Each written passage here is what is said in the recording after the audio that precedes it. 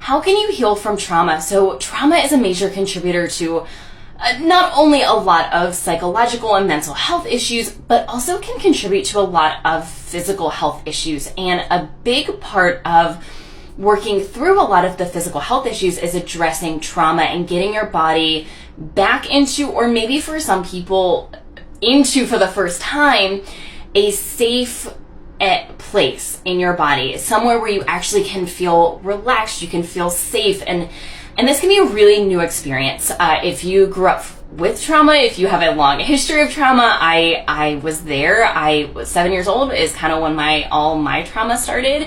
And it wasn't until I was in my late 20s, early 30s that I finally felt that true deep sense of calm in my body, and that what made a massive difference in all of my physical health issues and also mental health issues and a lot of the patterns that I was consistently stuck in. So how do you heal from trauma? Well, there's a lot of ways, but the biggest piece of healing from trauma is all about feeling the trauma in your body. You can't outthink it. You have to actually feel it.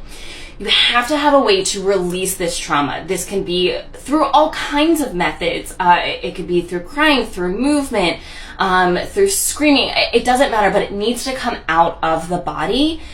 And then we have to start changing the way our brain thinks. And for those of us who have had a lot of trauma, we're stuck in this trauma brain pattern or trauma brain patterns that seemingly we can't get out of, and we keep doing the same thing over and over and over again. And it doesn't matter how aware you are of these patterns and how much you want to change, your brain is stuck here.